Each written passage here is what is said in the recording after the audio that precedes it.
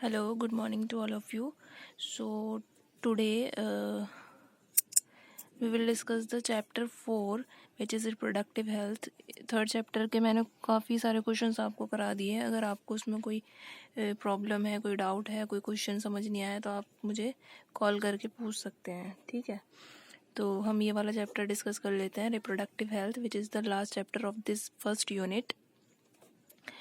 तो मेन क्या है, रिप्रोडक्टिव हेल्थ क्या होती है, पहले हम वो समझ लेते हैं. तो रिप्रोडक्टिव हेल्थ का मतलब होता है a total wellbeing in all aspects of reproduction, that is physical, emotional, behavioural and social. अगर आप इन चारों पांचों चीज़ों में बिल्कुल ठीक हैं तो वो आप मीन्स आपकी रिप्रोडक्टिव हेल्थ बिल्कुल ठीक है. ठीक है, सो इससे रिलेटेड कुछ रिप्रोडक्टिव हेल्थ से रिलेटेड कुछ प्रॉब्लम और स्ट्रेटजीज़ हैं. प्रॉब्लम से मतलब ये है कि रिप्रोडक्टिव हेल्थ के बारे में लोगों को क्या नहीं पता है. सो प्रॉब्लम्स को डिस्कस कर लेते हैं. तो प्रॉब्लम से मतलब है यहाँ पर कि पर्सनल हाइजीन और रिप्रोडक्टिव ऑर्गन्स के हाइजीन से रिलेटेड जो नॉलेज है उसका कम होना, जिस वजह से सेक्सुअली ट्रांसमिटेड डिजीज़ हो जाती है. मीन्स वो पर्सन रिप्रोडक्टिव हेल्थ ही नहीं कहलाएगा फिर. ठीक है, ये प्रॉब्लम्स है इससे रिलेटेड. इसके अलावा अर्ली मैरिजेस, जिस वजह से मैटरनल और इन्फेंट मोर्टेलिटी रेट हाई हो जाता है अर्ली मैरिजेस की वजह से. और अवेयरनेस कम होने की वजह से पॉपुलेशन बहुत ज़्यादा इंक्रीज़ होती जा रही है. ठीक है, और बहुत सारे लोगों में मिथ्स हैं, मिसकंसेप्शंस हैं about the sex related issues. ठीक है, बहुत सारे मिसकंसेप्शंस होते हैं. तो these are the problems which are related to the reproductive health. उसके बाद हम कुछ इस स्ट्रेटजीज़ को डिस्कस कर लेते हैं. तो इनमें आपके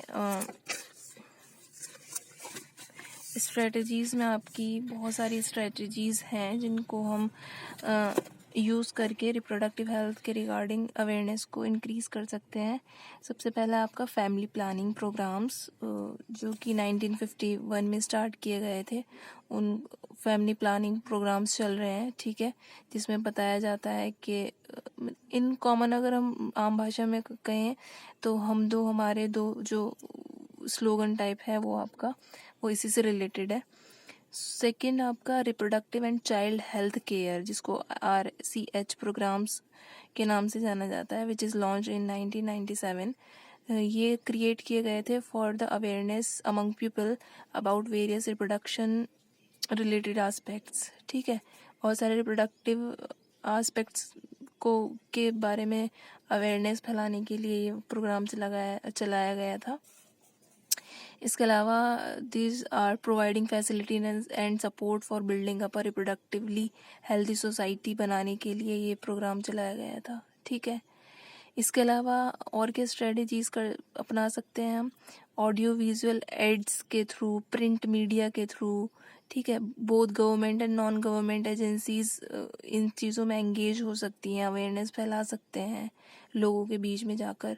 ठीक है, इसके अलावा सेक्स एजुकेशन को स्कूल्स में एनकरेज किया जाए, उन्हें बिल्कुल राइट इन्फॉर्मेशन दी जाए सेक्स एजुकेशन के बारे में, क्योंकि यंग माइंड्स होते हैं, उनको सही एजुकेशन देना ज़रूरी है.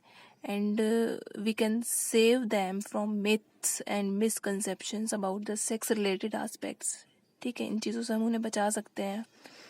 Proper information about the reproductive organ, adolescence and related changes, उन जो भी उनके बॉडी में चेंजेस आ रहे हैं उनके बारे में बात करें. Safe and hygiene sexual practices के बारे में बताएं. सेक्सुअली ट्रांसमिटेड डिजीज़ के बारे में उनको बताना चाहिए. प्रॉपर इंफॉर्मेशन इनके बारे में दी जानी चाहिए. इसके अलावा